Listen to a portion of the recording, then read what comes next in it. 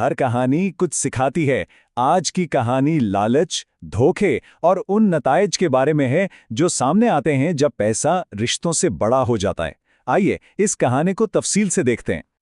ये एक जुमला बस यही पूरी कहानी का निचोड़ है। ये सोच है विद्या की, यानी दूल्हे की मां की, जिसके लिए शादी एक रिश्ता नहीं बल्कि पूरी तरह से एक माली सौदा था।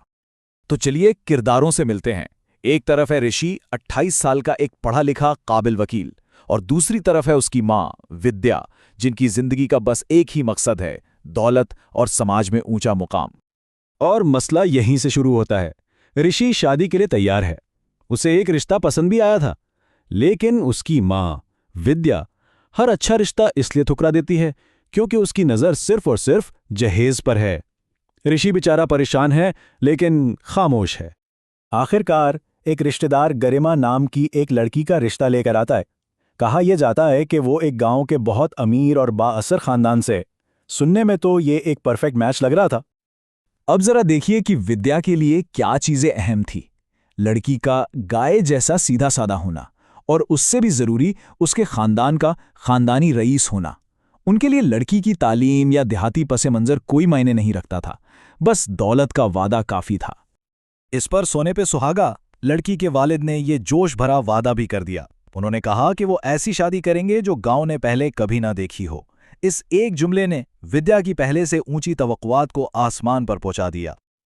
और यहां पर एक बहुत बड़ा फैसला किया जाता है। विद्या की बहन उसे मशवरा देती है कि जहेज के बारे में सीधी बात ना की जाए। उनका ख्याल था कि इतना अमीर खानदान है, वो खुद ही बहुत कुछ देगा। जैसा कि कहते हैं ना, बिन मांगे मोती मिलते हैं। बारात पूरे 6 घंटे का लंबा सफर तय करके गांव पहुंचती है। सबके जहन में एक शानदार इस्तकबाल के सपने थे, लेकिन असल हकीकत उनके सामने आने ही वाली थी। और वो हकीकत बिल्कुल ही मुख्तलिफ थी। जिस शानदार हॉल का सोचा था, उसकी जगह मिला एक खुला खेत, आरामदेह कमरों के बजाय मच्छरदानियों वाली चारपाइयां, और जदीद सहूलियात वो थीं कुएं के पानी से भरा एक ड्रम। वॉशरूम के लिए भी खुले खेत ही थे।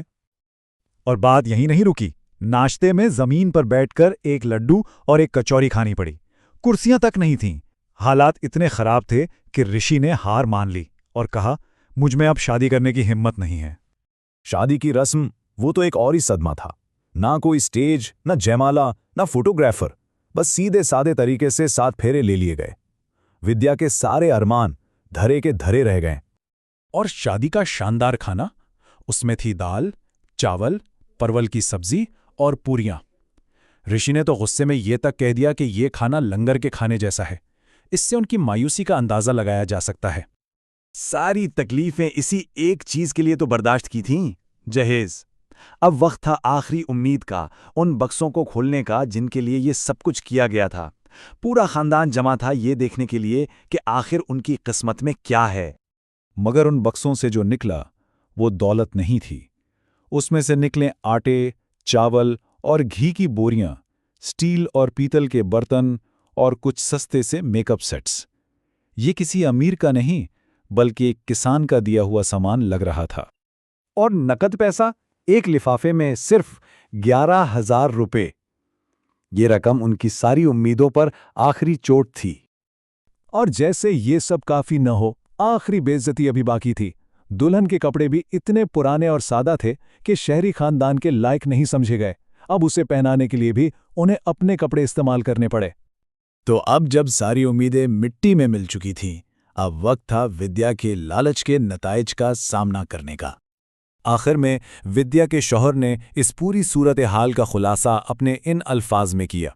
उन्होंने साफ साफ कहा कि ये सब तुम्हारे लालच की वजह से हुआ है।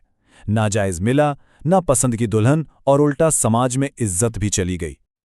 अब इस खानदान के पास अपनी इज्जत बचाने का सिर्फ एक ही रास्ता बचा था, इस बेमेल शादी को कबूल करना और अपनी शर्मिंदगी को दुनिया से छुपाना। तो ये कहानी हमें एक अहम सवाल पर छोड़ जाती है। जब उम्मीदों की बुनियाद लालच पर रखी हो तो उसकी असल कीमत क्या चुकानी पड़ती है।